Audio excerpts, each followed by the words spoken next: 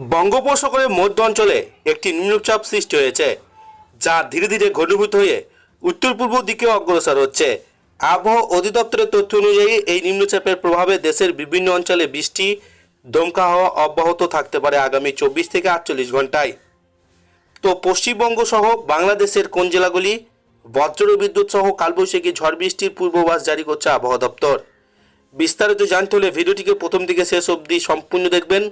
ভালো লাগলে লাইক করবেন। এই ধরনের লেটেস্ট খবরগুলি পাওয়ার জন্য চ্যানেলটিকে সাবস্ক্রাইব করে আমাদের সঙ্গে থাকবেন। তো চলুন এক নজরে দেখে নেওয়া যাক। ঢাকা ও আশপাশের এলাকায় আকাশ বেশিরভাগ সময় মেঘলা থাকতে পারে। হালকা থেকে মাঝারি ধরনের বৃষ্টি হতে পারে দিনের বিভিন্ন সময়ে। তাপমাত্রা কিছুটা কমে এসে দিনে 30 ডিগ্রি সেলসিয়াস আশপাশে এবং রাতে 24 থেকে 25 ডিগ্রি সেলসিয়াস থাকতে পারে। চট্টগ্রাম, কক্সবাজার পার্বত্য অঞ্চলে বৃষ্টির প্রবণতা বেশি থাকবে। কোথাও কোথাও মাঝারি থেকে ভারী বর্ষণ হতে পারে। সমুদ্র বন্দরগুলিকে 3 নম্বর স্থানীয় সতর্ক সংকেত দেখিয়ে যেতে বলা হয়েছে। জেলেদের গভীর সমুদ্রে যেতে নিষেধ করা হয়েছে। খুলনা, বরিশাল বিভাগ, এই অঞ্চলে নিম্নচাপের প্রভাব স্পষ্ট। আকাশ মেঘলা থাকবে, মাঝারি ধরনের বৃষ্টিপাত হতে পারে। নদী বন্দরগুলোকে সতর্কতা অবলম্বনের নির্দেশ দেওয়া হয়েছে। রাজশাহী, রংপুর বিভাগ, এই দুটি বিভাগে তুলনামূলকভাবে বৃষ্টির পরিমাণ কম হলেও আকাশ থাকবে আংশিক মেঘলা। কোথাও কোথাও হালকা বৃষ্টি হতে পারে। তাপমাত্রা কিছুটা কমে আরামদায়ক আবহাওয়া বিরাজ করবে। সিলেটে মাঝারি থেকে ভারী বৃষ্টিপাতের সম্ভাবনা রয়েছে। পাহাড়ি এলাকায় ভূমিধসের আশঙ্কা থাকায় স্থানীয়দের সতর্ক থাকার পরামর্শ দেওয়া হয়েছে।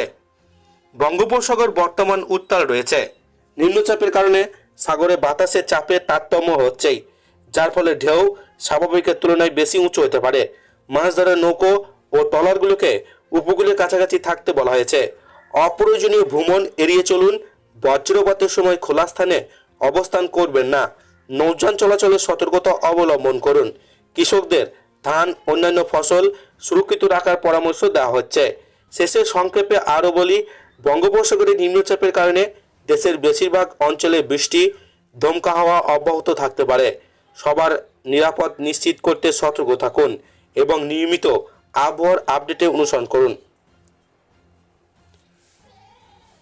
ঢাকা ও আশপাশের এলাকায় বিকেলের পর কালবৈশাখী ঝড়ের সম্ভাবনা রয়েছে। হঠাৎ দমকা হাওয়া, বজ্রপাত এবং স্বল্প সময়ের জন্য ভারী বৃষ্টি হতে পারে। দিনের তাপমাত্রা 32 ডিগ্রি সেলসিয়াসের আশপাশে থাকলেও ঝড়ের পর তা কিছুটা কমে আসবে। এই দুটি বিভাগে কালবৈশাখীর প্রভাব সবচেয়ে বেশি থাকতে পারে। ঝোড়া হাওয়ার গতি ঘন্টায় 60 থেকে 80 কিলোমিটার পর্যন্ত উঠতে পারে। কোথাও কোথাও শিলাবৃষ্টির আশঙ্কাও রয়েছে। কৃষকদের জন্য সতর্কতা জারি করা হয়েছে। এখানে মাঝারি ধরনের ঝোড়া হাওয়া, বজ্রসহ বৃষ্টির সম্ভাবনা রয়েছে খুলনা, বরিশাল বিভাগে। নদী বন্দরগুলোকে 3 নম্বর সতর্ক সংকেত দেখাতে বলা হয়েছে। চট্টগ্রাম এবং সিলেট বিভাগ, এই অঞ্চলে কালবৈশাখীর প্রভাব তুলনামূলক কম হলেও বিচ্ছিন্নভাবে বজ্র বিদ্যুৎ সহ বৃষ্টি হতে পারে। সিলেটের কিছু এলাকায় মাঝারি বৃষ্টিপাতের সম্ভাবনা রয়েছে। কালবৈশাখী ঝড়ের সময় বজ্রপাতের ঝুঁকি বেশি থাকবে, তাই খোলা মাঠে বা উঁচু গাছের নিচে অবস্থান করা বিপজ্জনক।